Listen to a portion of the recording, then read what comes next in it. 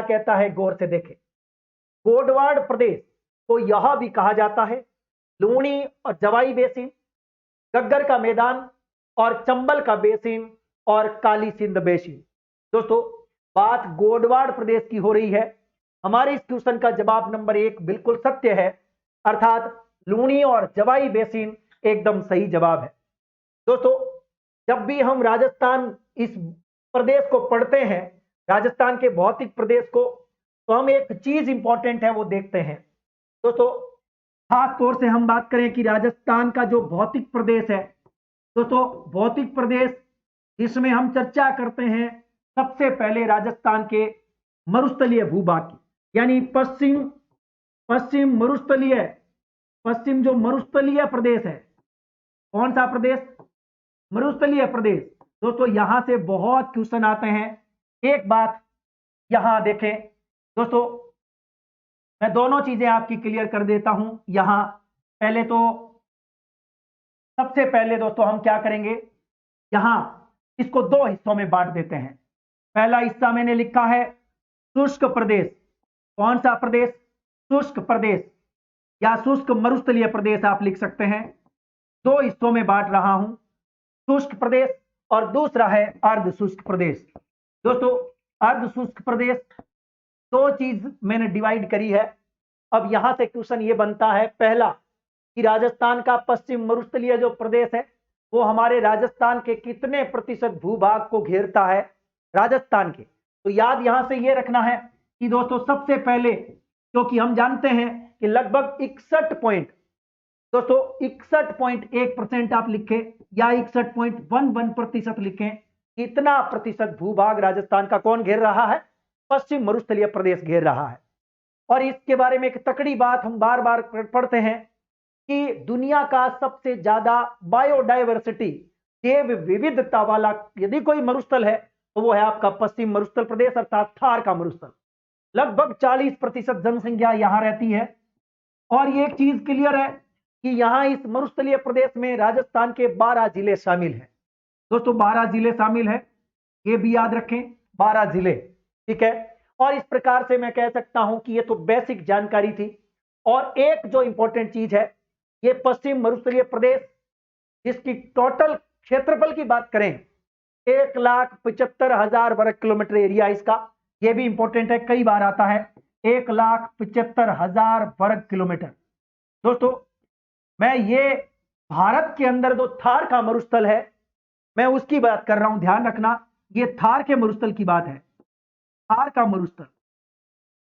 क्योंकि हम भारत में जानते हैं कि भारत में जितना क्षेत्रफल है थार के मरुस्थल का, क्योंकि थार का मरुस्थल भारत के साथ साथ पाकिस्तान में भी है, और भारत की बात करें तो भारत में गुजरात में भी है, राजस्थान में भी है, हरियाणा और पंजाब में भी है। इस प्रकार से उत्तर आपके पाकिस्तान के सिंध और पंजाब प्रांत में भी है, पाकिस्तान में भी है ना। लेकिन बड़ा हिस्सा भारत में है और भारत का बड़ा हिस्सा राजस्थान में है। राजस्थान में लगभग 1,75,000 वर्ग किलोमीटर है। दोस्तों यहां से हमने शुष्क और अर्धशुष्क बांट दिया है।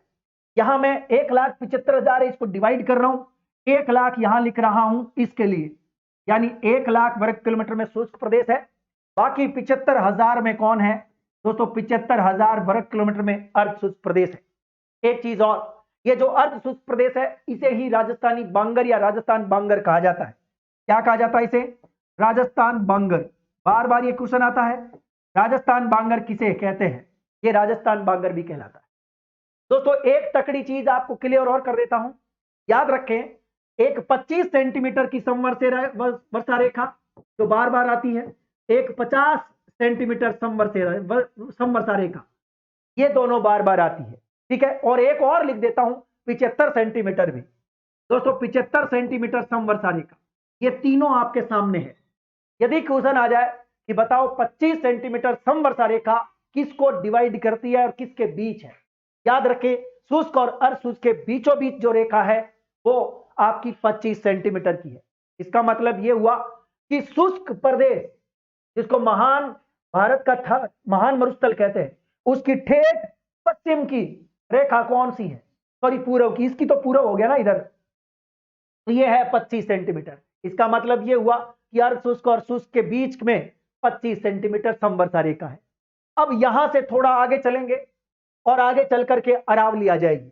यहां पर अरावली है दोस्तों। इसका मतलब यह हुआ कि इस अरावली और अरावली के इधर मैं कह सकता हूं अर्ध शुष्क जो प्रदेश है, दोनों के बीच में यहां ये जो रेखा मैंने खींची है ये आपकी 50 सेंटीमीटर की है।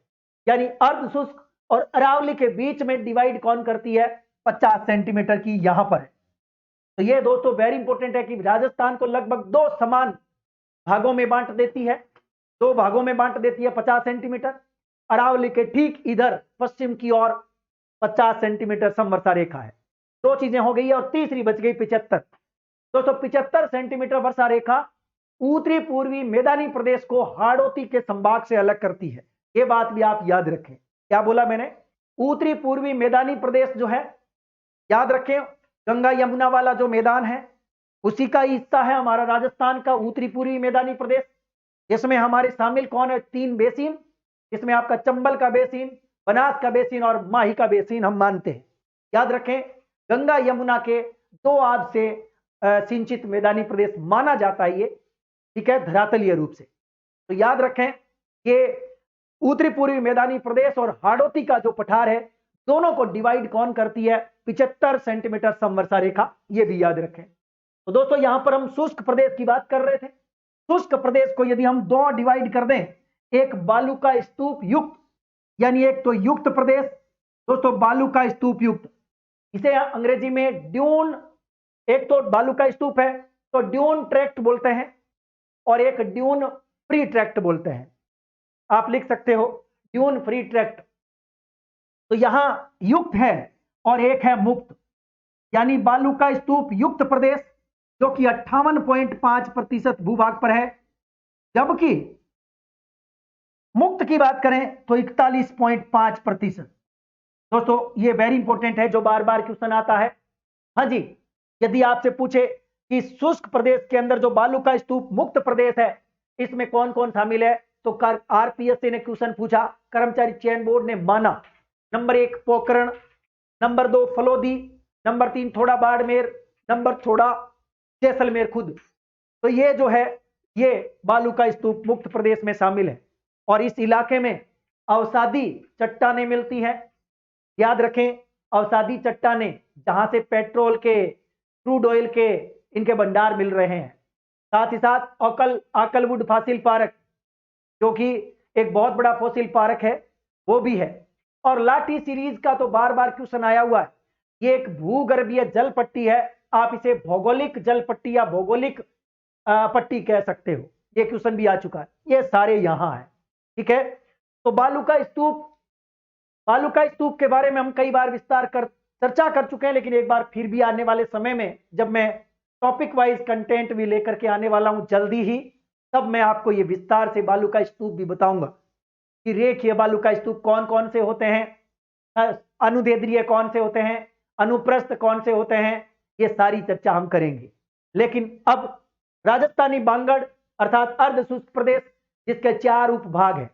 नंबर 1 गग्गर का मैदान, नंबर दो ऊपर से नीचे आए तो शेखावाटी का आंतरिक प्रदेश, और नंबर 3 नागौरी उच्च भूमि, और एकदम नीचे जिसको हम कह सकते हैं वो है आपका, जिसको हम कहते हैं लूणी जवाई बेसिन क्षेत्र, या एक नाम और है उसका गोडवाड़ प्रदेश। तो इस प्रकार से ये इंपॉर्टेंट टॉपिक था। और दोस्तों एक तकड़ी चीज है, हमारा जो क्वेश्चन था इस क्वेश्चन के साथ जुड़ी हुई है। ये लूणी और जवाई बेसिन जो है ये अर्ध शुष्क प्रदेश का हिस्सा है। राजस्थान बांगर का एक उपभाग है गोंडवाना प्रदेश या लूणी जवाई बेसिन। दोस्तों आप में से कितने लोगों को मालूम है कि इस प्रदेश में 2 प्रकार की बहुत बड़ी पहाड़ियां मिलती हैं। एक तो मिलती है आपकी मालानी की पहाड़ियां। दोस्तों इसी प्रदेश में, गोंडवाड़ प्रदेश में या लूणी जवाई बेसिन में, दोस्तों इसमें क्या पड़ती हैं? 2 प्रकार की। नंबर 1 सिवाना की पहाड़ियां। दोस्तों नंबर 1 सिवाना यानी बाड़मेर की पहाड़ियां, दोस्तों इसी इलाके में है। नंबर 2 दोस्तों मालानी की पहाड़ियां, मालानी की पहाड़ियां इसी हिस्से में है, ठीक है। नंबर 3 दोस्तों वेरी इंपॉर्टेंट है, जसवंतपुरा की पहाड़ियां, जालोर वाली। दोस्तों ये तीनों की तीनों पहाड़ियां वेरी इंपॉर्टेंट है, इसी का हिस्सा है। ये बात याद रखना, किसका हिस्सा है? गोडवाड़ प्रदेश अर्थात लूनी बेसिन का हिस्सा है। सिवाना बाड़मेर, मालानी की पहाड़ियां और जसवंतपुरा की पहाड़ियां, ये क्वेश्चन आ चुका है। और हम ये थोड़े दिन पहले क्वेश्चन आया, बताओ राजस्थान में मालानी की पहाड़ियां कहां है? जालोर और बालोतरा के बीच में। दोस्तों किसके बीच में?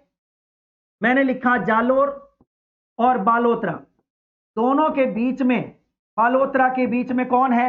दोस्तों याद रखें, कौन सी पहाड़ियां? यहां मालानी की पहाड़ियां, ये क्वेश्चन आया थोड़े दिन पहले।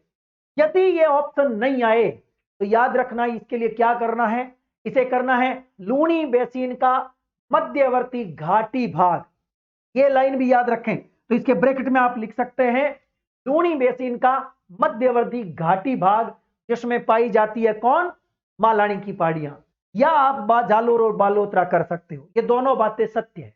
ठीक है। इसके अलावा दोस्तों सिवाना, सिवाना की पहाड़ियां आप जानते ही हैं, जो कि बाड़मेर के सिवाना में है। इन्हें नाकोड़ा पर्वत भी कहते हैं और ये गोलाकार पहाड़ियां हैं, जानते हो ना? ठीक है।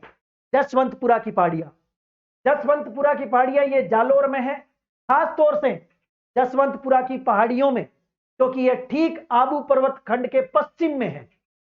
वैसे देखा जाए तो मान लीजिए यहां यदि आबू पर्वत खंड है, ये राजस्थान, यहां आबू पर्वत खंड है, तो इसके ठीक पीछे, क्योंकि ये जालोर है, ये जालोर है, तो यहां ठीक पीछे इस इलाके में कौन है? यहां पर पाई जाती है आपकी जसवंतपुरा की पहाड़ियां। और जसवंतपुरा की पहाड़ियों में तो डोरा पर्वत है, इसराना भाकर जिसको हम कहते हैं, रोजा भाकर और जारोल का पहाड़ इसी में। तो ये सारी की सारी इसी का हिस्सा है, गोडवाड़ प्रदेश का। याद रखना, ये बहुत इंपॉर्टेंट लाइन बोली है मैंने। ये तीनों के तीनों प्रकार की पहाड़ियां किसका हिस्सा है? गोडवाड़ प्रदेश का, अर्थात लूनी जवाई बेसिन का हिस्सा। चलिए भाई, अगला क्वेश्चन